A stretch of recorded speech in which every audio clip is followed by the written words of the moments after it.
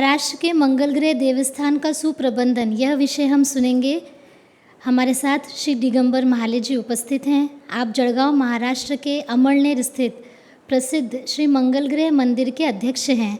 मंगल ग्रह मंदिर में उन्होंने किस प्रकार सुप्रबंधन किया है, वहाँ कैसे एक आदर्श रचना उन्होंने निर्माण की है, इस विषय पर वो हमें उद्बोधन करेंगे। मैं उनसे विनती करती हूँ कि हमारा मार्गदर्शन करें।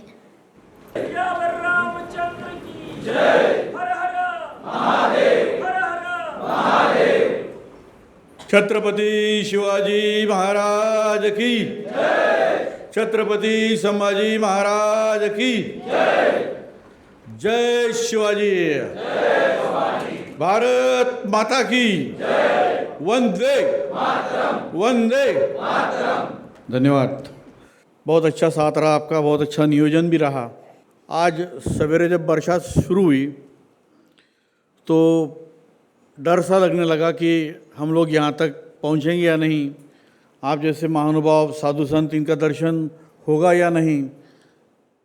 ये हमारी जो बहन है यहाँ की शादी का, भगवान ने इन्हें किस मिट्टी से बनाया हमें पता नहीं, लेकिन इनका भी दर्शन होगा या नहीं। मैंने वरुण राजा से प्रार्थना की कि ए बादल तू इतना ना बरस कि ये आ ना सके, ए बादल तू इतना ना बरस कि ये आ ना सके, ये आने के बाद इतना बरस के वापस जा ना सके।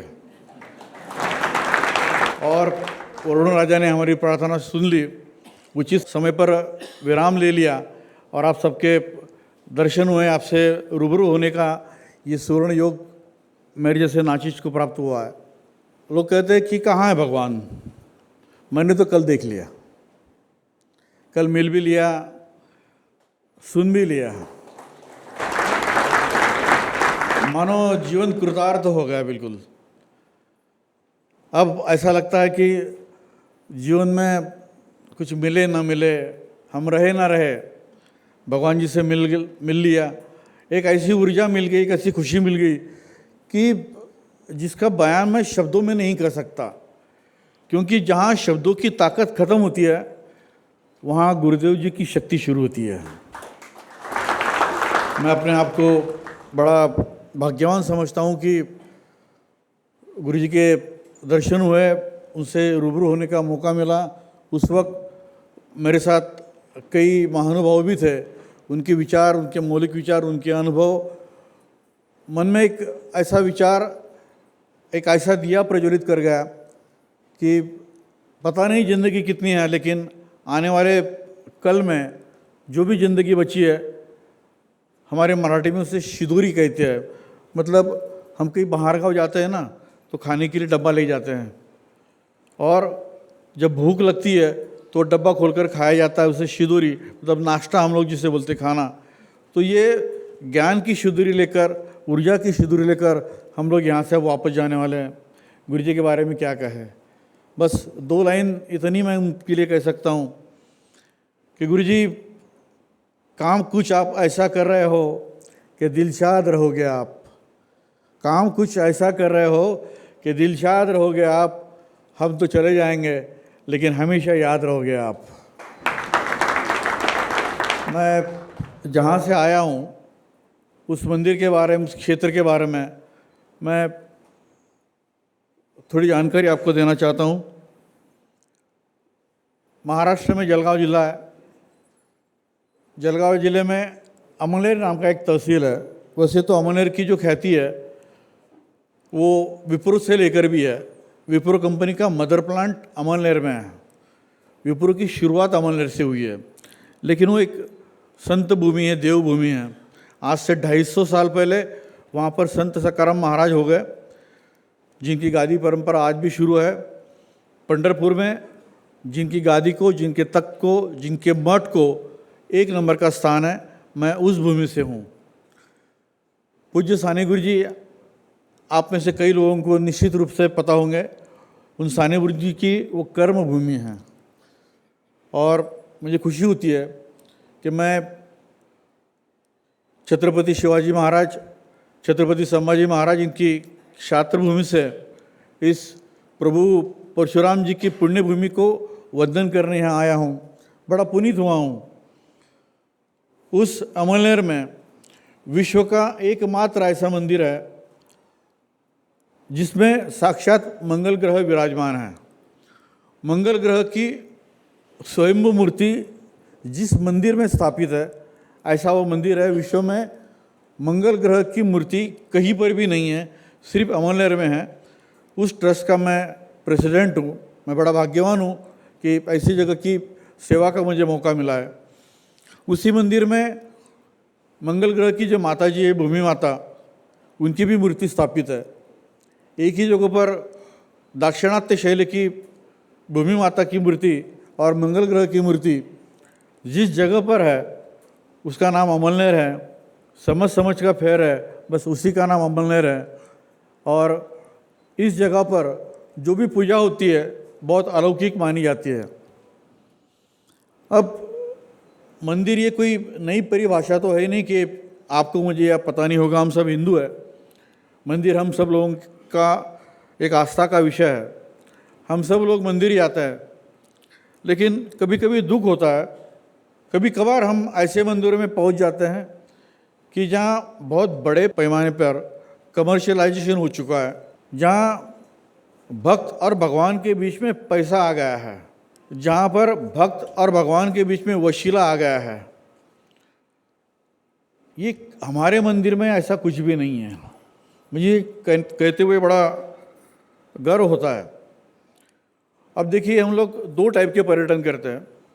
एक होता है जनरल पर्यटन, जैसे कुछ लोग गोवा में अलग काम से आते हैं, हम लोग अलग काम से आए। जनरल पर्यटन करते समय हमारी जो माइंड फ्रेम है, हमारी मानसिकता जो है बहुत अलग होती है। लेकिन जब हम लोग धार्मिक पर्यटन के लिए निकलते हैं तब हमारी मानसिकता बहुत अलग होती है।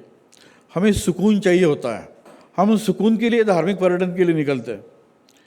और जैसे ही हम किसी इच्छित स्थल पर, किसी इच्छित मंदिर के दायरे में आ जाते हैं, गाड़ी रोकते से ही या गाड़ी रुकाई जाती है, हाथ दिया जाता है और एक ताकतवर आवाज़ आता है, पैसे, टैक्स वसूला जाता है। हमारी माइंड फ्रेम जो है ना, वो थोड़ी सी भंग सी हो जाती है। यार हम आए किस लिए और यहाँ हो क्या रहा है। खैर हम दे तो देते हैं, लेकिन थोड़े से दुखी जरूर हो जाते हैं। थोड़ा आगे जाने के बाद में और कुछ महान लोग आपसे मिलते हैं। साहब इतने पैसे दे दो, यूँ कर देंगे। साहब उतने पैसे दे दो, त्यों कर देंगे। साहब उतने पैसे दे दो, जल्दी नंबर लगा देंगे। ये देखने के बाद में, सुनने के बाद में कुछ लोग मान तो जाते हैं, भाई चलो इनकी उंगली पकड़ के निकल जाएंगे, थोड़े दो पैसे गए तो गए, लेकिन जल्दी नंबर लग जाएगा, अच्छी पूजा हो जाएगी। लेकिन जो सच्चे भाविक है, जो सच्चे भक्त है, उनको बड़ा दुख होता है कि यार हम आए किस लिए और हो क्या रहा है। बस ये जो सच्चे भक्त और सच्चे भाविक जो है, उनका दुख दर्द हम लोगों ने समझ लिया और हमारे मंदिर में ये सब कुछ बैन कर दिया। अभी फ़िलहाल महाराष्ट्र में ड्रेस कोड को लेकर बहुत उथल पुथल हो रही है। आपको मैं बता दूं कि उस ड्रेस कोड का जो जनक है, जहाँ से ये ड्रेस कोड का तूफान खड़ा रहा, उस मंदिर का नाम है मंगल ग्रह मंदिर, जहाँ से मैं आया हूँ। काफ़ी लोगों ने दबाव डालने की कोशिश की, मीडिया आया। मैं खुद 35 साल से मीडिया से हूँ। मैं 25 साल महाराष्ट्र का सबसे बड़ा दैनिक सकाळ का पत्रकार था। अभी गए कुछ सालों से मैं लोकमत में काम कर रहा हूँ, वहाँ का वरिष्ठ पत्रकार हूँ। इसलिए इन बातों से मैं डरा नहीं। लेकिन खुशी बात की है कि लगभग 90% लोगों ने हमारा समर्थन किया कि जैसा देश वैसा वेश। मंदिर में अगर जाना है तो हमारा धर्म, हमारी संस्कृति, उसी का अनुसरण वहाँ हो। क्योंकि उसके पहले हमने देखा कि मंदिर में खास करके हमारी कुछ माता बहनें ऐसे वस्त्र पहनकर आती थी कि हमें बड़ी शर्म महसूस होती थी। फिर जब बर्दाश्त की सारी हदें पार हो गई, हमने वहाँ एक बोर्ड लगा दिया कि इस मंदिर में अभद्र और हमारी संस्कृति और हमारा धर्म, इनका अनुसरण न करने वालों को, वैसे वस्त्र न परिधान करने वालों को प्रवेश नहीं दिया जाएगा। और बिल्कुल सख्ती से उसका पालन हमने करना शुरू किया। लेकिन हमने किसी को वापस नहीं किया। अगर कोई बहन हमारी शॉर्ट्स में आती है, ऐसे कपड़ों में आती है कि जिन कपड़ों में उसे हम अंदर जाने नहीं देते, तो उसके लिए हमारे पास मंगल वस्त्र भी होता है। हम उन्हें हाथ जोड़ते हैं कि बहन आप ये वस्त्र पहन लो और आप अंदर जा सकते हो। हमने किसी को वापस नहीं भेजा और ना ही उन्होंने मंगल वस्त्र पहनते समय कुछ नाराज़गी जाहिर की। फिर हमारे हिंदू जन जागृति समिति के माध्यम से 4 और 5 फरवरी को जलगांव में महाराष्ट्र के लगभग सभी मंदिरों के प्रतिनिधियों की एक बैठक हुई। उस बैठक में महाराष्ट्र मंदिर महासंघ की स्थापना हुई और उस महासंघ के माध्यम से हमने महाराष्ट्र के मंदिरों को एक नए ढांचे में ढालने की कोशिश की है। क्योंकि एक अकेला मंदिर जो अपने ऊपर होने वाले अन्याय के खिलाफ सरकार तक पहुंच नहीं सकता है, कोर्ट में जा नहीं सकता है, उसके लिए महाराष्ट्र मंदिर महासंघ एक आवाज़ बन गई। हमारे सुनील दादा गनवट जी जो है, उनका बहुत बड़ा योगदान इसमें रहा है। उनका मार्गदर्शन हमें हमेशा ही प्राप्त होता है। हिंदू जन जागृति समिति के जो भी साधक है, जो भी महानुभाव है, उन सबका जो कार्य है वहाँ पर, उसकी तारीफ मेरे जैसा नाचीज नहीं कर सकता। लेकिन इन्हीं की प्रेरणा से वहाँ पर मंदिर महासंघ की स्थापना हुई। आज अन्य मंदिरों से मंगल ग्रह मंदिर जो है हमारा, उसमें विशेषता क्या है मैं आपको थोड़े से मैं बताता हूँ। आप जब वहाँ आओगे तो वहाँ 2 व्हीलर पार्किंग फ्री है, 4 व्हीलर पार्किंग फ्री है, चप्पल स्टैंड फ्री है। आप मंदिर में जब आओगे, आप कोई भी नल खोलोगे तो वहाँ आपको शुद्ध आरओ, वो भी चिल्ड वाटर मिलेगा। कई हमारे भाविक जो है वो प्रदेश से आते हैं या ऐसे इलाके से आते हैं या ऐसे घरों से आते हैं कि जिन्होंने आरओ वाटर भी ठीक नहीं लगता, तो उनके लिए हमने कैंगन वाटर की भी वहाँ व्यवस्था कर रखी है, वो भी वहाँ मुफ्त में है। कैंगन वाटर दुनिया का सबसे महंगा और सबसे प्योरेस्ट वाटर माना जाता है। ये जापानीज टेक्नोलॉजी है, वो भी वहाँ पर फ्री है। उसके बाद में मंदिर में अभिषेक होते हैं। अभिषेक के लिए स्ट्रिक्टली नंबर सिस्टम है, फर्स्ट कम फर्स्ट सर्व। जो पहले आएगा उसका पहला नंबर लगेगा। ज़्यादा पैसे देकर जल्दी नंबर, ये सिस्टम हमारे वहाँ नहीं है। वीआईपी दर्शन, ये सिस्टम हमारे वहाँ नहीं है। हमारे वहाँ सवेरे 7 बजे आरती होती है, दोपहर को 12 बजे नैवेद्य आरती होती है, शाम को 6 बजे महाआरती होती है और मंगलवार के दिन शाम को 5 बजे पालकी होती है। पालकी के दौरान स्वामी समर्थ जी, शिव जी, इनकी भी आरतियाँ होती है। सारी आरतियाँ मुफ्त है। जिसे आना है वो आरती में आ सकता है, आरती की थाली हाथ में लेकर आरती कर सकता है और आधा मिनट 1 मिनट आरती करने के बाद में और किसी के हाथ में वो थाली दे जाता है। बाकी जगहों पर आरती का मान होता है। मान होता है मतलब पैसा होता है। हमारे वहाँ कोई आरती का मान नहीं, कोई आरती का पैसा नहीं, सब कुछ मुफ्त है। देखिए, फिलहाल बात ऐसी है कि शिक्षण महंगा हो गया है, आरोग्य महंगा हो गया है। यहाँ हमारे बहुत सम्मानीय व्यक्ति बैठे, देशमुख साहब, उन्हें पता है कि अभी न्याय भी कितना महंगा हो गया है। कम से कम भगवान तो सस्ता रहने दो यार। गरीब ने जाना कहाँ पर? उसको अगर से लगता है कि मुझे आरती करनी है लेकिन आरती के लिए अगर पैसे देने पड़ेंगे तो उसने लाना कहाँ से? हमारे वहाँ अभिषेक के लिए दक्षिणा जरूर है, लेकिन रूल नंबर 2 भी है। अगर कोई भाविक आता है और कहता है कि भाई साहब हमारे पास मुझे अभिषेक तो करना है लेकिन पैसा नहीं है, तो उसे कोई रोकता नहीं है। हम उन्हें कहते कि जवाब कर लो अभिषेक। हमारे मंदिर का जो प्रसाद है, मैं दावे के साथ कहता हूँ, प्रसाद प्रसाद होता है, उसकी तुलना नहीं होती है, उसका महत्व कभी कम नहीं होता है। लेकिन हमारे मंदिर का जो प्रसाद है, शायद ही किसी मंदिर में उस क्वालिटी का, उस टाइप का प्रसाद आप पाओगे। देसी घी की दाल बाटी होती है, 2 सब्जियां होती है, गुड़ की जलेबी होती है और जीरा राइस होता है। अभी तक हमने ये सारा प्रसाद 36 रुपये में, 36 रुपये में हम लोग देते थे। अभी गए कुछ महीनों में हमने उसका 54 रुपये किया है। और देसी घी की जो बर्नियाँ जो है, उसकी बॉटल्स, वो सारी ऐसी खुली है। इतने कम पैसों में इतनी अच्छी सेवा। और सेवा भाव जो है वो हमने हिंदू जन जागृति समिति से सीखा है। जब भी हमने इनके कार्यक्रम देखे हैं, हमारे कार्यक्रमों में ये जो साधक है, ये हमारी साधिका बहनें जो है, इनकी नम्रता, इनका सेवा भाव देखकर आप एक बार जरूर उस मंदिर में आइएगा कि कोई मंदिर में स्वच्छता कैसी होनी चाहिए, नम्रता कैसी होनी चाहिए, पारदर्शिता कैसी होनी चाहिए और कमर्शियलाइजेशन कैसा नहीं होना चाहिए। आपको सब कुछ वहाँ देखने मिलेगा। हमारे वहाँ 85 कर्मचारी, उन्हें हम कर्मचारी नहीं कहते, उन्हें हम सेविकरी कहते हैं। मैं उस ट्रस्ट का अध्यक्ष हूँ, लेकिन वो एक हमारा जो मंदिर है वो एकमात्र ऐसा मंदिर है जहाँ ट्रस्ट का कोई बोर्ड नहीं है।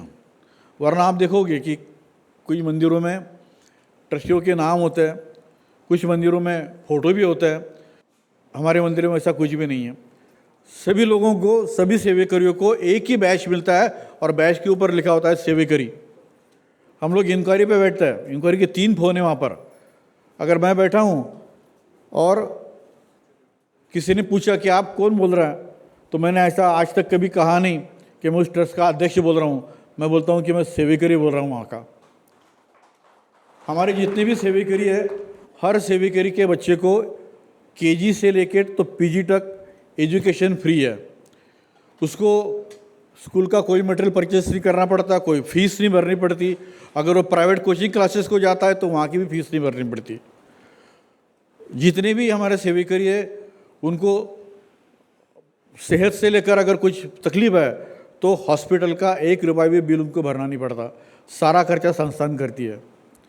सबको पीएफ है, सबका ईएसआई है और सबको पेंशन है।